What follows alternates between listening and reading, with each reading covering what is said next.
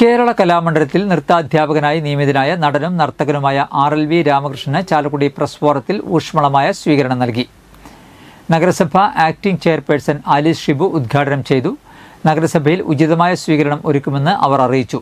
നൃത്ത പരിപാടികൾ കഴിഞ്ഞ് ട്രെയിൻ യാത്രയിൽ വെളിച്ചം തെളിച്ച് പഠിക്കുമ്പോൾ സഹയാത്രികൻ വഴക്കു പറഞ്ഞ കഥ RLV രാമകൃഷ്ണൻ പങ്കുവച്ചു.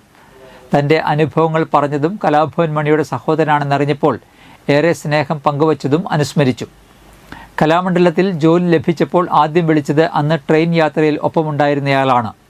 പഠിക്കാൻ ആഗ്രഹമുള്ള ആർക്കും സാമ്പത്തിക ബുദ്ധിമുട്ടുകൾ നോക്കാതെ നൃത്തകല പരിശീലിപ്പിക്കണമെന്ന സഹോദരൻ കലാഭവൻ മണിയുടെ ആഗ്രഹം ഇന്നും പാലിക്കുന്നുണ്ടെന്നും രാമകൃഷ്ണൻ അറിയിച്ചു. Press forum president Bharitha Prathap അധ്യക്ഷത വഹിച്ചു.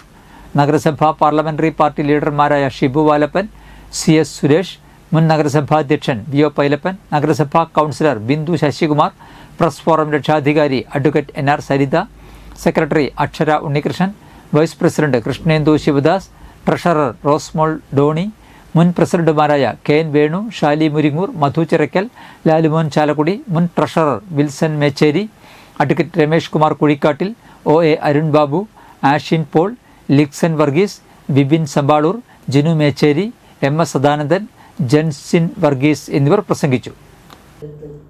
ആ മത്സരത്തിൽ പങ്കെടുത്ത് സംസ്ഥാന മത്സരത്തിൽ വരെ എത്താൻ ചാലക്കുടി നഗരസഭയ്ക്ക് സമ്മാനം വാങ്ങിത്തരാനായിട്ട് സാധിച്ചു. ഈ അവസരത്തിൽ ഞാൻ അത് ഓർത്തു പോവുകയാണ്. അന്നേരം ഞാൻ ചിന്തിച്ചത്, എന്തിനാണാവോ ഈ കേരളോത്സവത്തിൽ വന്ന് ഇത് പങ്കെടുത്തത്, എന്തിനായിരിക്കും എന്നുവെച്ചാൽ കുറച്ചും കൂടി മെച്ചുവേർഡായിട്ട് എല്ലാ കാര്യങ്ങളിലും ഭരതനാട്യം, മോഹിനിയാട്ടം അങ്ങനെയുള്ള കാര്യങ്ങളിൽ കുറേ കൂടെ ആയി വരുന്ന ഒരു വ്യക്തികൾ എന്താണോ കേരളോത്സവം എന്ന് വെച്ചാൽ, അപ്പോൾ കേരളോത്സവത്തിന് അത്രയ്ക്ക് നമ്മൾ ഒട്ടുമേ പങ്കെടുക്കാൻ അവസരങ്ങളില്ലാത്ത ആളുകളായിരിക്കും വരിക എന്നുള്ളൊരു ഉദ്ദേശമായിരുന്നു നമുക്ക്. എങ്കിൽ പോലും വളരെ കളർഫുൾ ആക്കിയിട്ട് മണിച്ചേട്ടൻ തൻ്റെ അനിയനെ ആ പരിപാടി പങ്കെടുപ്പിക്കുകയും അതിൻ്റെ സമാപനം മണിച്ചേട്ടൻ തന്നെ നമ്മുടെ ജൂബിലി ഹാളിൽ ആദ്യമായിട്ട് അതിൻ്റെ ഔപചാരികമായ ഉദ്ഘാടനം നടത്തി.